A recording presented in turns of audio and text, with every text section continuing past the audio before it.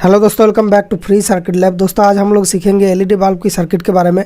यहाँ पर वोल्टेज और करंट को हैक करके हम लोग दूसरा किसी प्रोजेक्ट में या किसी जगह पे इस सर्किट को यूज कर सकते हैं। दोस्तों मैं आज एक रियल लाइफ प्रॉब्लम में इसको यूज़ करूँगा। ये एक एलईडी टीवी है। इसके अंदर की जो बैकलाइट की सर्किट है वो किसी कारण की वजह से वर्क नहीं कर रहा है। तो टीवी में पिक्चर वगैरह सब कुछ है, लेकिन डिस्प्ले के पीछे जो लाइट चलता है जिसके कारण पिक्चर दिखता है वो लाइट बंद हो चुका है। तो पिक्चर पूरा अंधेरा है, नहीं दिख रहा है। तो यहाँ पर हम लोग इसको रिपेयरिंग करने से पहले टेस्ट करना पड़ेगा कि एलईडी ख़राब है या फिर सर्किट ख़राब है।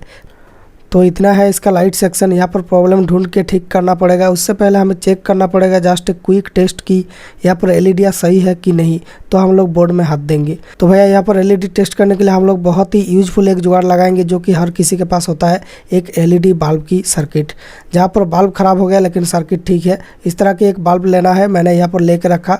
अब देखिए जैसे ही बल्ब को मैं ऑन करूँगा ये 33 वोल्ट दे रहा है, लेकिन ज़्यादा देना था, लेकिन क्यों 33 दे रहा है वो बाद में बताऊँगा। देखिए इसका डिस्प्ले पूरा जल रहा है बिल्कुल।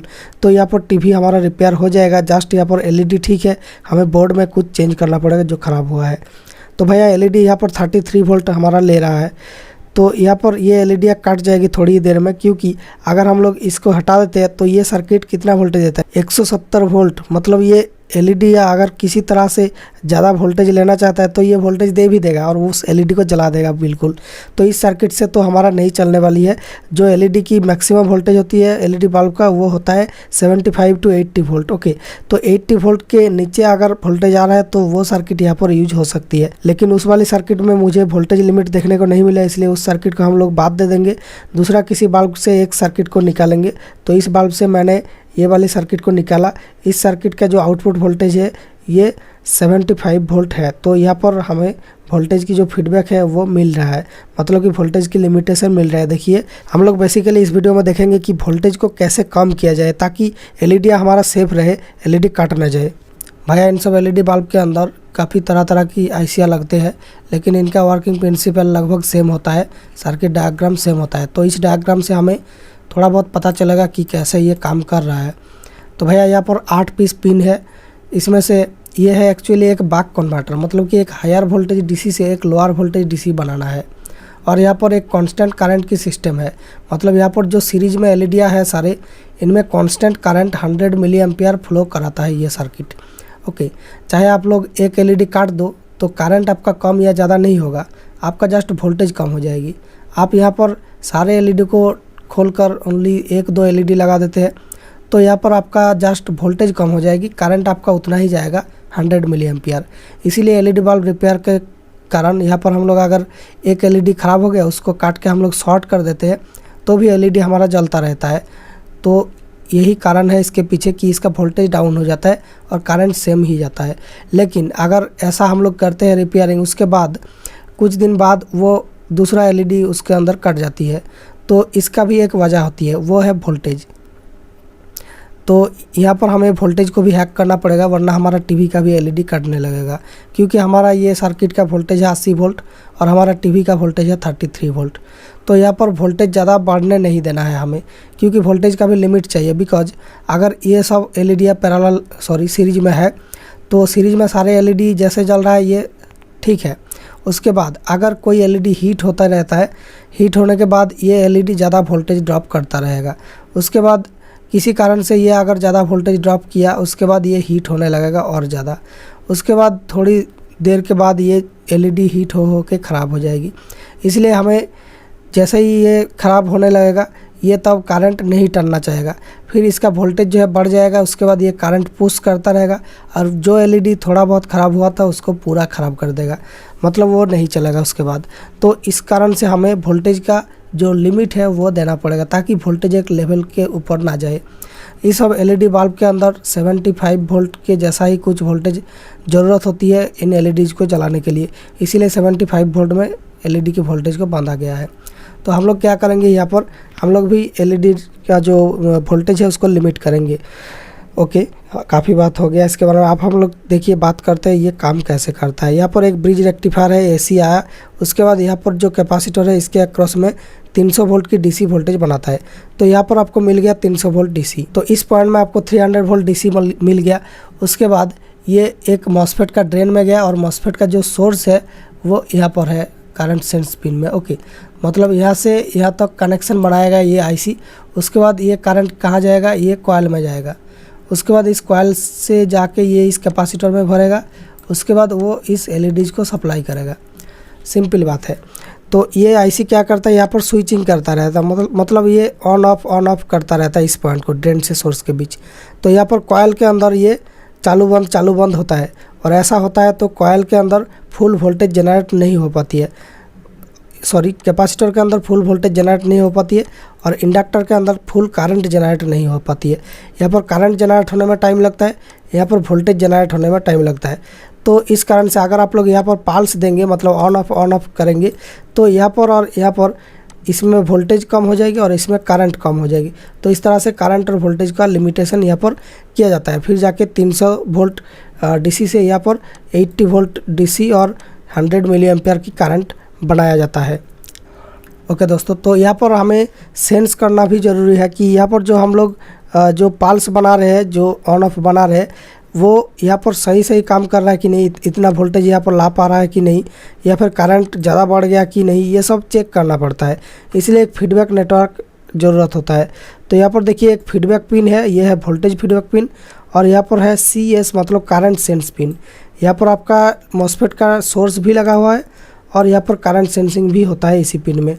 कैसे होता है देखिए, यहाँ पर है एक बहुत लो रेजिस्टेंस। इस रेजिस्टेंस के थ्रू अगर यहाँ पर जो करंट जा रहा है वो जाता है तो यहाँ पर कुछ वोल्टेज यहाँ पर ड्रॉप हो जाती है। तो यहाँ पर बेसिकली हो क्या रहा है, ये वाली रजिस्टर जो है ये करंट सेंसिंग का रजिस्टर है। इसका एक साइड CS यानी करंट सेंस पिन के साथ जुड़ा हुआ है और दूसरा साइड ग्राउंड के साथ जुड़ा हुआ है। तो इसके अंदर जितना करंट फ्लो होगी तो ग्राउंड के रेस्पेक्ट में करंट सेंस पिन में उतना वोल्टेज जनरेट होगी, और इस वोल्टेज को पता करके ये आईसी पता करता है कि एलईडी के अंदर कितना करंट अभी फ्लो हो रहा है। तो ये एलईडी का करंट का डाटा यहाँ से मिल जाएगा इसको। तो भैया एलईडी का वोल्टेज का डाटा कहाँ से मिलेगा इसको, एलईडी में कितना वोल्टेज है ये कैसे मिलेगा इसको।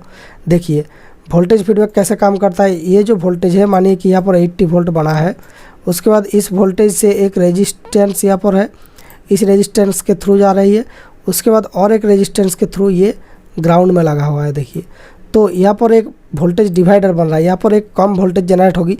जितना इसमें वोल्टेज बढ़ने लगेगा इस पॉइंट का भी वोल्टेज बढ़ेगा, लेकिन बहुत कम मात्रा में बढ़ेगा। अगर यहाँ पर 40 वोल्ट है तो यहाँ पर अगर 0.2 है, यहाँ पर 80 वोल्ट आने से यहाँ पर 0.4 आएगा। तो इस तरीके से बहुत कम वोल्टेज यहाँ पर जनरेट होती है, जो डायरेक्टली रिफ्लेक्ट करता है कि यहाँ पर कितना वोल्टेज है। और इसी वोल्टेज को देखिए ये फीडबैक पिन के जरिए इनपुट ले रहा है, और इस इनपुट को पता करके ये पता करता है कि वोल्टेज यहाँ पर कितना आया है। अब देखिए हम लोग कैसे यहाँ पर ठीक करेंगे कि वोल्टेज हमारा कितना आएगा और करंट कितना आएगा। तो ये है इसका इंटरनल सर्किट। यहाँ पर देखिए फीडबैक नेटवर्क से जो वोल्टेज आया वो जाके दिमाग में जाती है, यहाँ पर दिमाग में सोचता है ये कितना वोल्टेज आया है। उसके बाद ये लॉजिक एंड प्रोटेक्शन सर्किट को देता है, उसके बाद ये मॉस्फेट को ड्राइव करता है। तो ये बेसिकली दिमाग नहीं है, मैंने ऐसे ही बोला दिमाग। ये है डीमैग्नेटाइजेशन, इसको पता करता है। डीमैग्नेटाइजेशन मतलब कि जो कॉइल है उसके अंदर मैग्नेटिक फील्ड जब कोलैप्स हो रही है उसको ये पता करता है। तो ये सब अंदर की बातें हैं, इन सब के बारे में ज़्यादा डिटेल में नहीं जाएंगे। तो अभी देखिए यहाँ पर है कांस्टेंट करंट कंट्रोल। ये हमारा इंटरेस्ट की पॉइंट है, ये करंट के लिए, वोल्टेज के लिए नहीं। तो करंट के लिए यहाँ पर देखिए एक फार्मूला दिया हुआ है। जो लो रेजिस्टेंस बताया ना वो है करंट सेंस रेजिस्टेंस, ये वाला RCS। तो उसका वैल्यू जितना होगा उसके अकॉर्डिंग यहाँ पर करंट आउटपुट होगा। अगर हम लोग उसका वैल्यू चेंज कर देते हैं करंट भी चेंज होगा। इसका वैल्यू अगर बढ़ाएंगे करंट हमारा कम होगा, इसका वैल्यू अगर कम करेंगे तो करंट हमारा बढ़ेगा। ये सिस्टम है। तो आप लोग एलईडी का ब्राइटनेस भी कम ज़्यादा कर सकते हैं। इसके बारे में एक वीडियो बनाया था, वो यहाँ पर ऊपर में आ रही है। यहाँ पर मैंने एग्जैक्टली यही किया था। देखिए एक रोटरी से ब्राइटनेस कंट्रोल वाला बनाया था एक बल्ब में। यहाँ पर 2 रेजिस्टेंस जो बहुत ही लो रेजिस्टेंस है इनको खोल के इसके जगह एक रोटरी लगा दिया, जहाँ पर ये लो रेजिस्टेंस कुछ ऑफर करता है। 2 ओहम्स का कुछ रेजिस्टेंस यहाँ पर है, ये एक टाइप से चेंज करता रहता है रेजिस्टेंस को। तो इससे हमारा ब्राइटनेस कंट्रोल काफ़ी अच्छी तरीके से हो रहा है। अब देखिए ये फीडबैक नेटवर्क मतलब ये वोल्टेज कंट्रोल का सर्किट। वोल्टेज कंट्रोल में 2 रजिस्टर लग रहा है हमारा। एक है आपका वोल्टेज से आ रही है ऐसे, उसके बाद एक ग्राउंड में जा रही है ऐसे, उसके बाद नीचे यहाँ पर ग्राउंड है और यहाँ पर वोल्टेज जो बना आपका 80 वोल्ट। तो इस पॉइंट से आईसी में इनपुट लिया जा रहा है। तो ये है आप वाले रजिस्टर, मतलब ये RFBH मतलब हाई रजिस्टर RFBH ये है, और RFBL जो बोल रहा है ये वाला है। तो यहाँ पर RFB_L ये दोनों जो फार्मूला बनेगी वो 1.6/VOVP ये है फार्मूला। यहाँ पर VOVP है मतलब जितना वोल्टेज में ओवर वोल्टेज प्रोटेक्शन होना चाहिए, मतलब जितना वोल्टेज ये आउटपुट करेगा वो है VOVP। उसके बाद इसके IC के अंदर 1.6 वोल्ट की रेफरेंस है, इसलिए ये फार्मूला, और बाकी ये रजिस्टर वगैरह का फार्मूला। तो इस फार्मूला से आप लोग कैलकुलेट कर सकते हैं कितना वोल्टेज पाने के लिए आपको कितना का RFBL और RFBH लगाना पड़ेगा, मतलब ऊपर वाले रजिस्टर और नीचे वाले रजिस्टर कितना लगाना पड़ेगा। तो मोटा तौर पे मैं अगर बताऊं कि यहाँ पर जितना में 80 वोल्ट आ रहा है उसके आधा रेजिस्टेंस कर देंगे तो यहाँ पर 40 वोल्ट आने लगेगा। तो इतना कैलकुलेशन ना करके अगर हम लोग मानते हैं कि यहाँ पर आपका 200K का एक रजिस्टर था, यहाँ पर 80 वोल्ट बन रही है, तो अगर हम लोग इसके साथ और एक 200K पैरेलल कर देते हैं और एक, तो यहाँ पर टोटल रेजिस्टेंस 100K बन जाएगी, क्योंकि दो 200K पैरेलल में है तो रेजिस्टेंस आधा हो जाती है, क्योंकि ये करंट दो जगह से फ्लो होती है तो यहाँ पर रेजिस्टेंस कम हो जाती है। उसके बाद यहाँ पर वोल्टेज जो है आधा हो जाएगी, 40 वोल्ट हो जाएगी। तो भैया चलिए इस सर्किट में हम लोग ढूंढेंगे कि ये दोनों रेजिस्टेंस जो कि फीडबैक को कंट्रोल कर रहा है वोल्टेज को, वो कहाँ पर मिल रहा है। यहाँ पर देखिए माइनस वाली पॉइंट है आउटपुट का और ये है आउटपुट का प्लस वाली पॉइंट। तो आउटपुट का जो ये प्लस और ये माइनस है, तो आउटपुट का जो प्लस वाली पॉइंट है उससे एक हाई रेजिस्टेंस हमें मिलना चाहिए। देखिए यहाँ पर हमें ये वाला मिल गया, 200K का रेजिस्टेंस है, ये 204 कोड है, और इस रेजिस्टेंस के साथ और एक रेजिस्टेंस जुड़ा हुआ है जो कि ये दोनों कम ओम की रेजिस्टेंस के साथ लगा हुआ है, और कम ओम की रेजिस्टेंस के ऊपर कम 2R समथिंग ऐसा लिखा रहता है, बीच में R रहेगा। और तो इस तरीके से आप लोग यहाँ पर ढूंढ सकते हैं कौन सा कम ओम का रेजिस्टेंस है। तो यहाँ पर बेसिकली डायग्राम कैसा है, इस तरह की दो रेजिस्टेंस यहाँ पर रहता है, और दो रेजिस्टेंस का एक साइड ग्राउंड में जाती है, एक साइड हाई वोल्टेज में रहता है जो आउटपुट वोल्टेज का प्लस, और बीच में ये IC का एक पिन रहता है। तो इसी से हमें पता चल जाएगा कि ये दोनों रेजिस्टेंस है फीडबैक के लिए। तो यहाँ पर दोनों रेजिस्टेंस एक 200K का है और एक 51K का है। तो भैया इसका वोल्टेज को हैक करने के लिए हम लोग ये जो 200K का है उसके साथ एक 100K और पैरेलल में लगा देंगे। तो देखिए मैंने ये लगा दिया, 200K के साथ 100K पैरेलल कर दिया। अब देखिए आउटपुट वोल्टेज घट गया है, उसके बाद 26 वोल्ट में आ गया आउटपुट वोल्टेज, जो पहले था 75 वोल्ट के ऊपर। अब 150K पैरेलल किया, 100 और 50 दोनों को पैरेलल में लगा दिया, मतलब 200 के साथ 150 पैरेलल। अब देखिए आउटपुट वोल्टेज थोड़ा सा बढ़ा है, 35 वोल्ट आ गया है। अब देखिए हम लोग इस तरीके से रेजिस्टेंस को मॉडिफाई कर करके आउटपुट वोल्टेज चेंज कर सकते हैं। अभी देखिए 200K का साथ दो 100K सीरीज में करके लगा दे, मतलब 200K पैरेलल 200K, तो यहाँ पर टोटल रेजिस्टेंस जो पूरा बन जाएगा 100K। अब देखिए यहाँ पर क्या हो रहा है, इसको ऑन करेंगे तो यहाँ पर वोल्टेज कितना आएगा, 40 वोल्ट के जैसा आउटपुट आएगा। ये देखिए 40 वोल्ट जैसा आउटपुट आ रहा है, पहले था 80 वोल्ट, तो मैंने 200K उसके साथ पैरेलल कर दिया। अब ओपन सर्किट वोल्टेज 40 वोल्ट आ रहा है। अब देखिए टीवी के अंदर थोड़ा बहुत लाइट आ रहा है जैसे ही मैंने इसको लगाया टीवी के साथ। अब टीवी को मैं चालू करूंगा, अभी 35 वोल्ट आ रहा है, मतलब टीवी ने लोड दिया शुरू कर दिया, उसका वोल्टेज घट गया क्योंकि 100 मिली एम्पियर अभी फ्लो हो रहा है। तो ये उसका वोल्टेज घटाते जाएगा, जब 100 मिली एम्पियर फ्लो होगा उसी पॉइंट में वोल्टेज को फिक्स करेगा।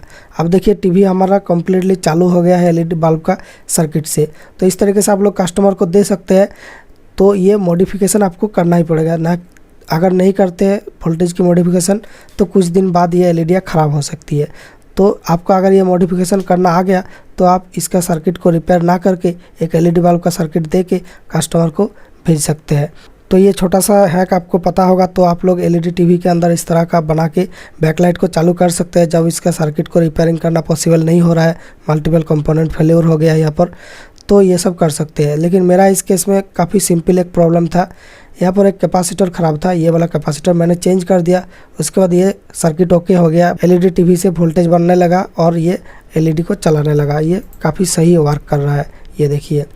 तो यहाँ पर जो वोल्टेज दे रहा है ये सर्किट, मतलब इसका खुद का मदरबोर्ड ये दे रहा है 40 वोल्ट के जैसा, मतलब ये थोड़ा सा हाई करंट भी अभी टन रहा होगा। तो दोस्तों ये वीडियो कैसा लगा कमेंट्स में बताइए, इसमें आपको काफ़ी कुछ सीखने को मिला होगा। और इस चैनल को आप लोग सब्सक्राइब कर लीजिए ऐसे ही इंटरेस्टिंग सीखने का कंटेंट देखने के लिए। दोस्तों थैंक यू फॉर वॉचिंग, मिलेंगे next video with fresh and new idea.